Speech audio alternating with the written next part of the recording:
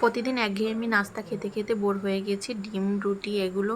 তো আজকে একটু অন্য রকমের নাস্তা বানালাম। তো কিভাবে বানালাম এই ডিম টোস্টটি অবশ্যই আপনারা ট্রাই করবেন এবং দেখবেন ফুল ভিডিওটি। তো ফার্স্টে আমি দুটো ডিম নিয়ে নিয়েছি। তো একটা ডিম বড়, একটা ডিম ছোট। তো এটা হচ্ছে দেশি মুরগির ডিম আর এটা হচ্ছে আর কি পোলট্রি মুরগির ডিম। তো দুটো ডিম নিয়ে নিয়েছি, এখন আমি ডিম দুটো ভেঙে দিচ্ছি। তো অনেকেই কিন্তু এই ডিম টোস্টটা বানান, কিন্তু আমি একটু অন্যরকমভাবেই বানাই। তো আপনারা চাইলে কিন্তু এভাবে ট্রাই করে দেখতে পারেন, খুব ভালো লাগে। তো ডিমের মধ্যে আমি সামান্য পরিমাণে একটু লবণ দিয়ে দিয়েছি মিষ্টিটা ব্যালেন্স করার জন্য, আর দিয়ে দিচ্ছি স্বাদ অনুযায়ী দিয়ে দিচ্ছি চিনি। এখানে যে যে রকমের মিষ্টি খেতে পছন্দ করেন সেই রকমভাবেই দেবেন।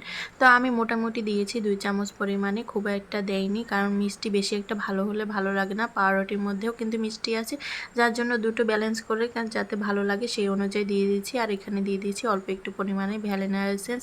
ভ্যানিলা এসেন্স দিলে কিন্তু ডিমের এই যে একটা এক্সট্রা গন্ধ থাকে, ওই গন্ধটা থাকে না।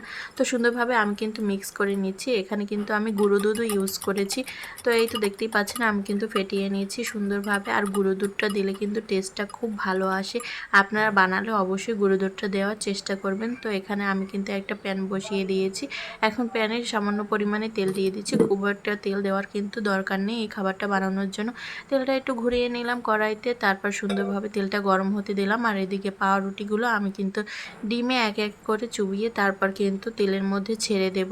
তো অনেকে এই ডিমের মিশ্রণটার মধ্যে সামান্য পরিমাণে পানি ব্যবহার করে, কিন্তু আমি এখানে পানি ব্যবহার করিনি। তো এই তো নিয়ে নিচ্ছি, এখন সুন্দরভাবে কিন্তু ভেজে নেব।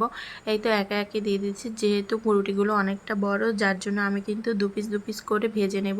এই খাবারটা কিন্তু খুবই ভালো লাগে, আর আমার হাজব্যান্ড প্রায় এই খাবারটা খায়, যার জন্য আজকেও বলছিল যে রুটি বানানোর দরকার নেই, তুমি ডিম টোস্ট বানাও আর চা বানাও সকালবেলা, এটাই হয়ে যাবে। আর পাশের চুলায় কিন্তু আমি এখানে দুধ গরম বসিয়ে দিয়েছি, চা করব, দুধ চা। তো সুন্দরভাবে এদিকে রুটিটাও হয়ে যাচ্ছে আর চাটাও হয়ে যাচ্ছে।